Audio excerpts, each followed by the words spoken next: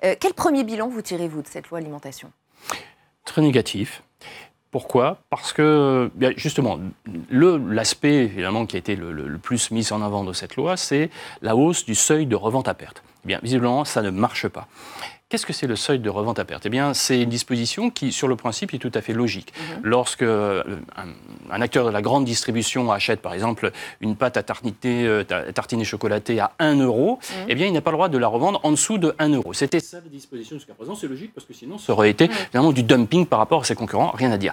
Sauf que là, on a dit que le seuil de vente à perte, ça doit être 10%. C'est-à-dire que donc, lorsque ce même distributeur achète cette pâte à tartiner 1 €, il serait obligé de la revendre au moins 1 € plus 10 centimes, c'est 10%, plus la TVA.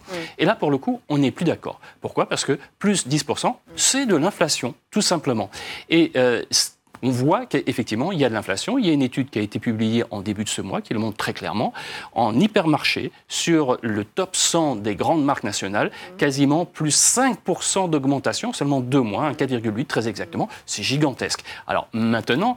Sur ces augmentations des prix, pardonnez-moi, on sait déjà quels produits ont augmenté, certains plus que d'autres ? Mais oui, bien sûr. Et là, c'est une très bonne question. Parce que finalement...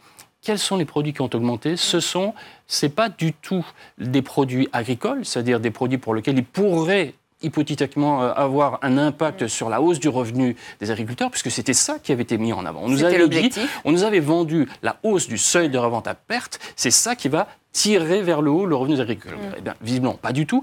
En effet, tout d'abord, il n'y a aucune obligation mécanique, aucune obligation législative pour la grande distribution qui va donc prendre dans la poche des consommateurs sur certains produits alimentaires. Et donc cet argent, elle n'a aucune obligation de le rendre après au niveau de l'industrie agroalimentaire, qui elle-même n'a aucune obligation de le rendre au niveau agricole. Et ce qui se passe, c'est que finalement, ces produits dont on voit une augmentation, c'est quel type de produits ? C'est 2 produits. C'est tout d'abord des produits de très grandes marques qui sont très connus, très marketés, et donc qui sont susceptibles de faire se déplacer le consommateur qui va aller plutôt de chez Carrefour plutôt que chez Leclerc. Parce que ce sont les produits qui sont mis en avant dans ces brochures, dans sont inondées nos boîtes aux lettres. C'est là-dessus que se fait ce qu'on appelle la guerre des prix, en fait, donc cette compétition entre la grande distribution. Mais rassurez-vous, la grande distribution se rattrape ailleurs, sur d'autres produits, typiquement les fruits et légumes, où là, leur marge est très importante. Vous êtes en train de nous dire que finalement, le consommateur paye plus cher son panier aujourd'hui pour rien ?